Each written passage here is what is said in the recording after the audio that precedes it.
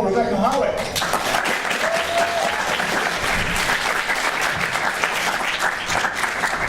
Thank you, everyone. Is this good volume? You can hear me? Thank you very much for coming out this afternoon, hearing me speak, saving your spot for when Doug Cockle comes on. You know, whatever your motivations, I'm happy you're here. I'm grateful to the organizers who put this incredible event together. We've had so many incredible talks so far. It's a high bar to clear. First, I'll just start with a little bit about me.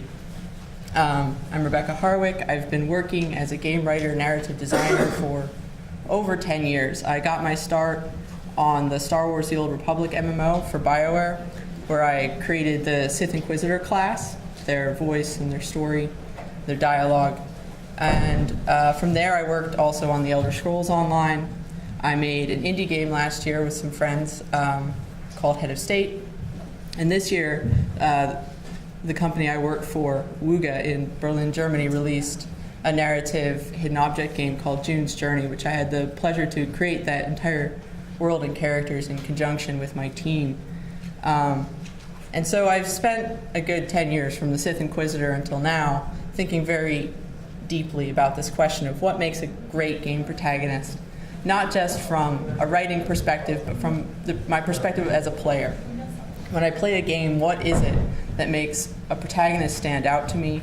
What is it that really resonates with me about a protagonist? Why do some protagonists burn themselves in my brain in a certain special way? And what I've narrowed it down to is a deceptively simple answer. A great game protagonist brings the player into the story. Now, what I mean by this isn't simple suspension of disbelief, like in a novel or a TV show. I mean that a great game protagonist gives the player the opportunity to be the center of a story, to be in that story emotionally and impacting that story in many cases, but not all. To break that down further, what do I mean by that? I'm going to use an example from June's Journey, and I promise this entire talk isn't going to be about my work, far from it.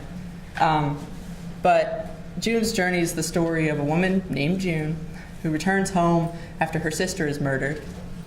And at one point, she's investigating the murder of her sister, trying to find out what really happened there. Why did her sister die? And she realizes she's going to have to go into her sister Claire's room and search through Claire's private things. And this is a difficult moment for her, and we wanted to bring that home to the player. Now, it's a hidden object game, so what you do is you search through scenes and collect lots of objects, and that is routine to the player at this point in the game. But we introduce every scene with a line of dialogue, and June's line of dialogue here, well, a few lines of dialogue actually, but the thing June says just before the player searches the scene is, "Forgive me, Claire." And shortly after we released June's Journey, I got this lovely message on Facebook from a friend of mine. She says her favorite moment of June's Journey so far is "Forgive me, Claire," and she gives a reason why. She says, "I don't know if you meant it that way, but that was one of those moments when the game action I was habitually doing suddenly became a real thing with meaning to the PC." And I think this sums up exactly what I mean when I say a great protagonist brings the player into the story. A great protagonist becomes a vessel, a personality through which the player can derive meaning and emotional resonance from ordinary, often abstract game actions. Now, how do we do that? Easier said than done. There's basically 6 steps to this, depending on how you break it down, how you define it. First, you need to make this connection. You need to define what the relationship is between the player and the protagonist. Your protagonist needs a look that establishes who they are in the world, the role they have to play, and helps the player reinforce that connection, and helps you find your audience as well. Your protagonist needs a motivation, and that motivation has to be a motivation that the player can buy into and embrace as their own. They need to have values, because values are how characters are tested, how they grow and change. And that's where a lot of the emotional meaning in stories emerges. They need a voice, and I don't strictly mean voice acting here. You can create a character voice without having voice performance, but obviously you're going to get a stronger voice performance if you've done the work of creating the voice and creating the context for this character. And last but far from least, they need flaws and limitations, things that cause them to make mistakes. And I think if you have any experience in narrative design, you know this is incredibly challenging when dealing with player protagonists, and I'll get into that a little bit later. So let's start with making the connection. Who is the player, and how are they related to this main character? There's a lot of ways to break this down. You can have a main character who is like Lara Croft, fully authored. The player doesn't make choices on her behalf, but you can still get a lot of meaning out of play with a character like that if their personality is strong enough, if their narrative arc and emotional arc is strong enough and well conveyed and well performed. Or you can go fully player defined, like you get with Commander Shepard. Yes, your options as a player are constrained by what the writers have put on the page, but you get a lot of say in not only how Shepard behaves and acts, but even how Shepard looks. Then there's the question of, do you want your protagonist to speak at all? And I don't mean this, again, in a voice acting sense. I mean this in, Link. Link doesn't have any lines that I know of in Breath of the Wild. And a lot of people feel like this is a great way to bring the player into the world because it's just them and their reactions. I think there are limitations, though, to this approach, particularly if you're trying to tell a story, if you're trying to develop a narrative, because narratives are driven by characters making choices and taking actions in them, and by the internal conflicts that those choices and actions create. And it's hard to get that out of Link.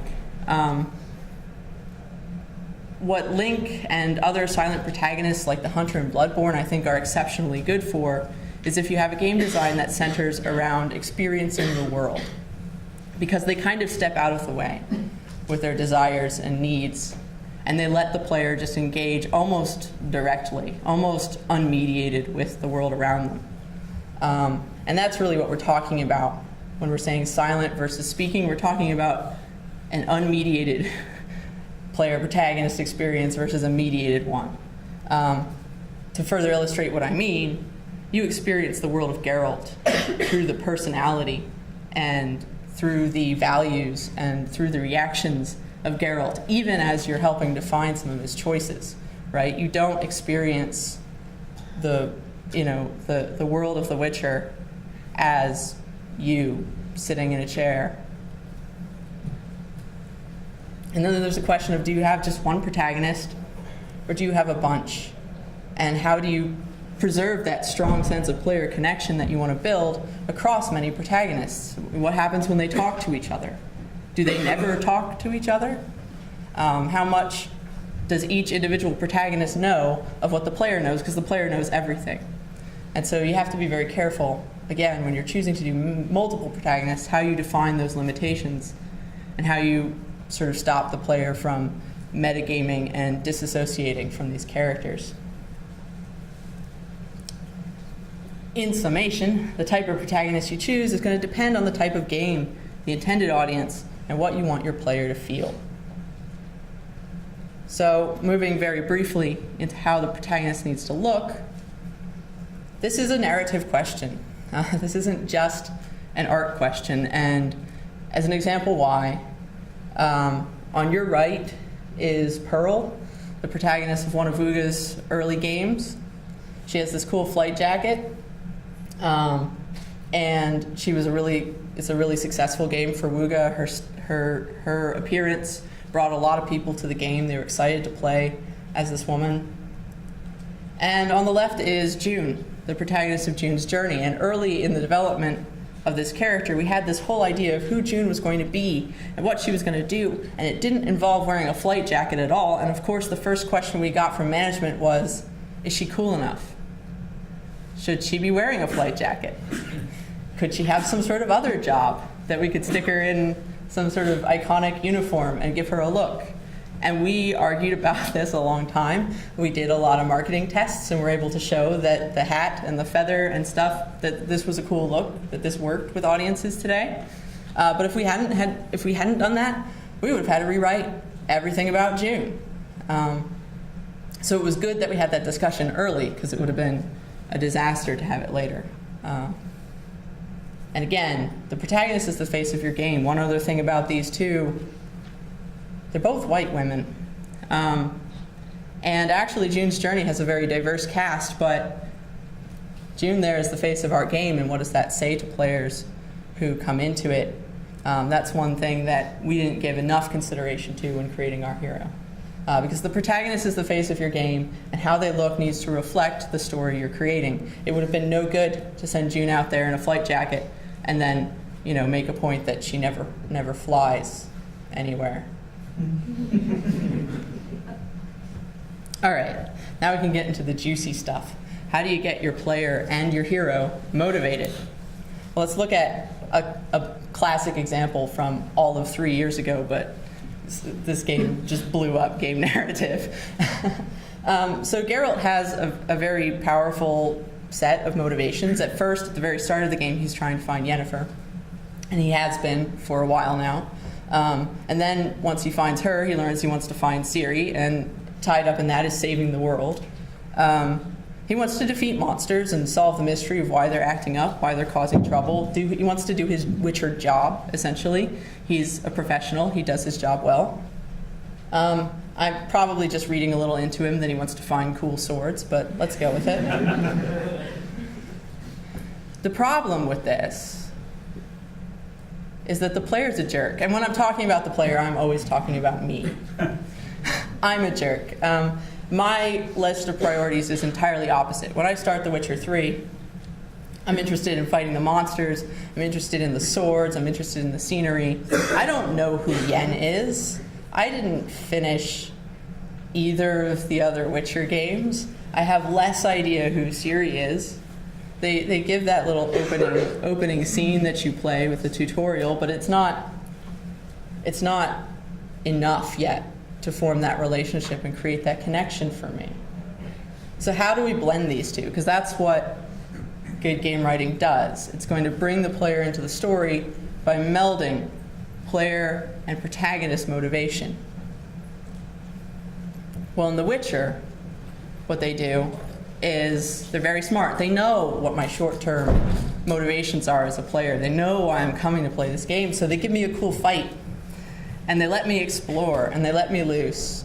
And then they introduce Yen with a lot of bombast and excitement, a dramatic scene, a dramatic chase.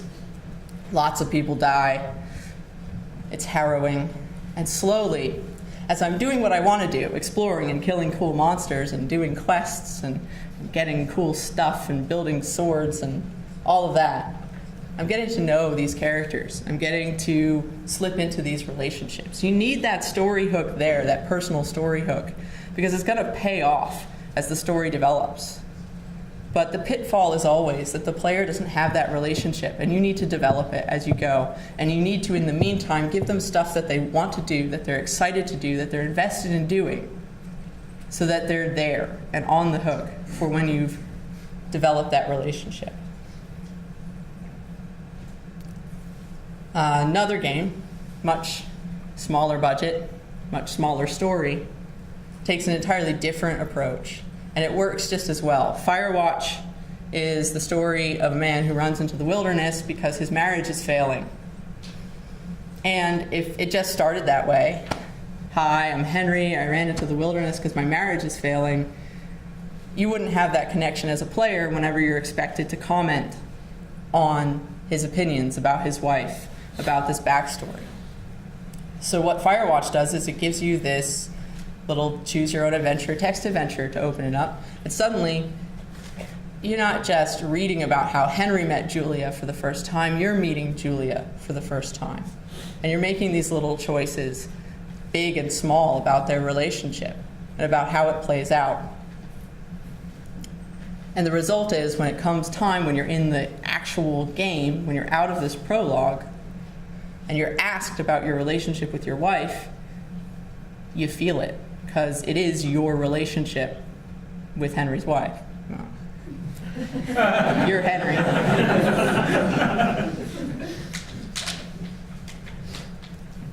So you've developed your protagonist's motivation. That's great. Your protagonist really wants chocolate ice cream. Your protagonist really wants chocolate ice cream, and all this stuff is in the way of your protagonist getting chocolate ice cream. That's a standard external conflict. But what you need to look at is what your protagonist values. What are they willing to do to get chocolate ice cream?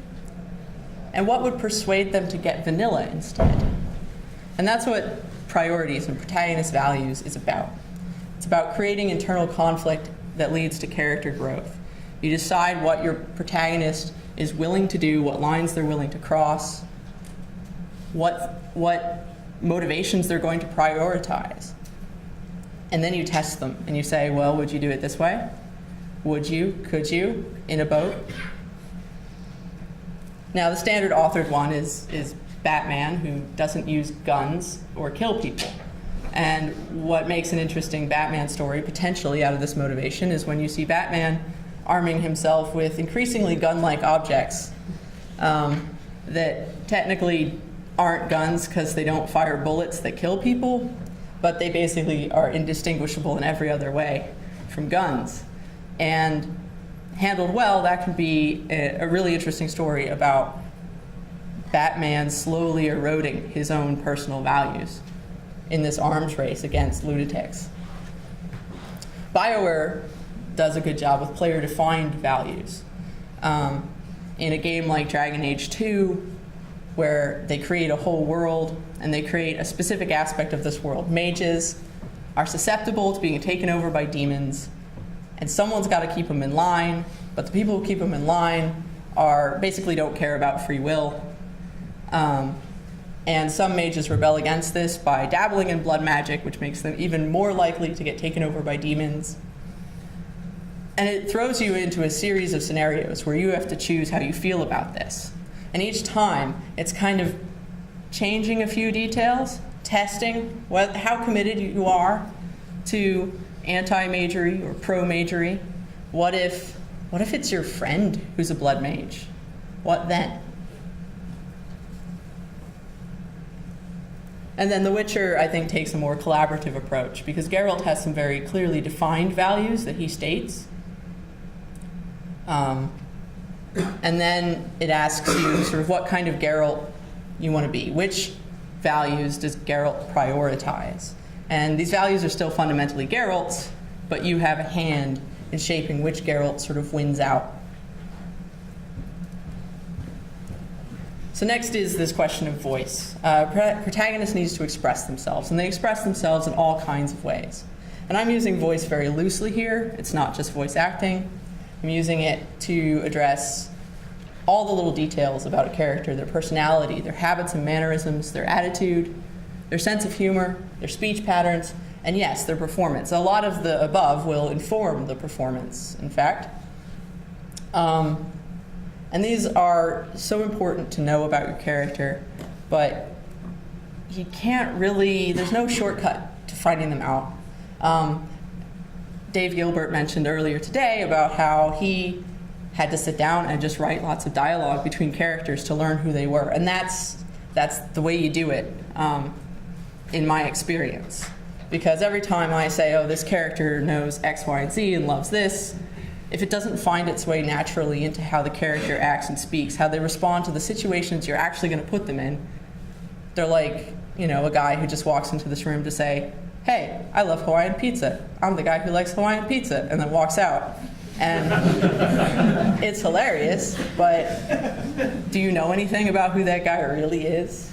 Do you want to? Maybe you want to know. One word of warning. I praised Dragon Age 2 earlier. One place I think it sort of stumbles, especially in comparison to other BioWare games like the Mass Effect series, is establishing Hawk's voice. Hawk doesn't seem to have a consistent voice, and you get a lot of choices that bounce back and forth between I agree to do the thing. I agree to do the thing sarcastically.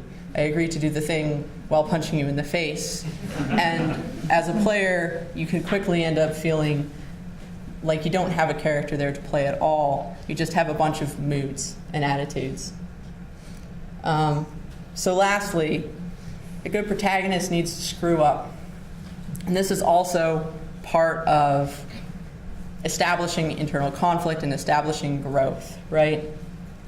You have limited knowledge and skills, so you make a mistake because you misjudged a situation. But you also have flaws, and sometimes you judge the situation correctly and come up with the wrong answer anyway. But these are opportunities to fail, to grow and change. An all-powerful, all-knowing, all-good being is called God, and humankind has spent eons trying to imagine that and struggled endlessly with it, right? You can't tell good stories about someone who doesn't screw up. So what's the problem here? This jerk, remember me, wants to feel powerful and successful while playing the game. Blames the game for failure all the time. I pushed that button at the right time. I dodged that attack. I don't know what you're talking about, Breath of the Wild. And the player's optimizing, min-maxing, trying to make the best choice, trying to get the good ending. So how do you make that player screw up and not hate you, not throw down the game in rage, not disconnect from the character you've worked so hard to connect them to? Well, one option a lot of games take is to make it backstory. You didn't screw up as a player, the character screwed up before you got there. But this is tricky because that threatens to break that connection, right? You form this connection with the protagonist, and now you're saying the protagonist did a bunch of stuff that you don't remember doing. Now, some games pull it off. Knights of the Old Republic, I am going to spoil a 20-year-old game here. I don't think it's that old, actually, but Knights of the Old Republic pulls it off by using amnesia to explain why you don't remember doing those things. And they pull it off by making the whole game about experiencing the consequences of those actions before you realize you were responsible for it. And then when the twist is revealed that you were the evil Sith Lord all along, you can have all manner of reactions depending on the person that you believe yourself to be. And that's powerful. Another approach that might be a little easier to do, well, they're both hard, but it's less reliant on a twist or plot amnesia, is the one that Grim Fandango takes, which I really love. Manny Calavera, at the beginning of Grim Fandango, it's clear he wasn't a terribly good person in life. He's stuck in limbo as a travel agent for the dead. He needs to sell enough tickets to the land of the dead in order to make his commission, in order to get out of there. And some real jerks are keeping him down. His boss and his competitor in the travel agency are conspiring to take all the good commissions, and he's being left with nothing. So naturally, he feels put upon, he feels abused, used, he feels cheated. And you as a player do too. You sympathize with him instantly. He's a funny guy, he's a charming guy. And so you're happy to help him solve all those puzzles, to steal a commission that he thinks he deserves, that you think he deserves, because those guys are bad. And what Manny Calavera learns is that they may have been bad, but that doesn't make him good. He's being selfish stealing this, and it has a real cost to this character, Meche, who ends up wandering the land of the dead for 4 years as a consequence of Manny's selfishness. And the game is about Manny going on this journey to learn that although there are bad people who are worse than him, that doesn't mean that there aren't also good people who are better than him and that he could aspire to be like them. And really, if you take one thing away from my talk, it's play Grim Fandango. Because I think Manny Calavera checks all these boxes, right? You get an instant connection with this guy. A very clear, iconic look. A motivation that you can instantly relate to, buy into. His values are tested and exposed. His voice is distinctive and memorable. And he has flaws. He's not a perfect character, but those flaws never disrupt your sense that you're able to succeed as him, able to play as him, able to go on a journey with him. And so with that, I'll leave it to you if you have any questions, and thank you.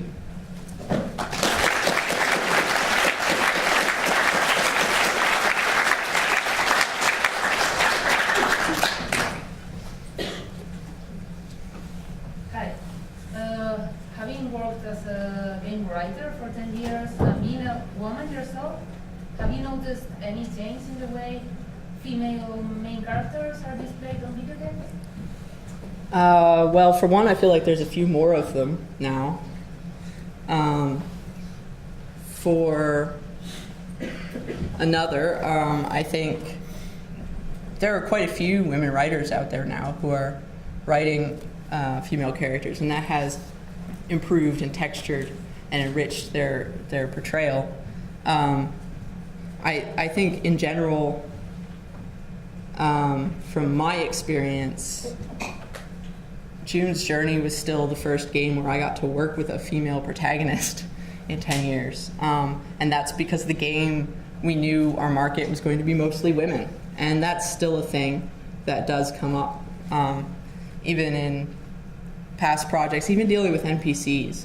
At one point on StarWars: The Old Republic, I don't know if I should say this, I might make EA mad, but we were told to keep our female NPC count to around 30%.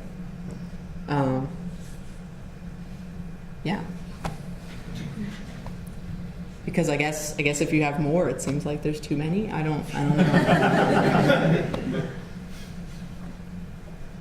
Yes? In your line of work, what is something you can think about as innovative? What's innovation look like in your line of work? What do you think can be innovation, or where? In general, in game writing? Yeah.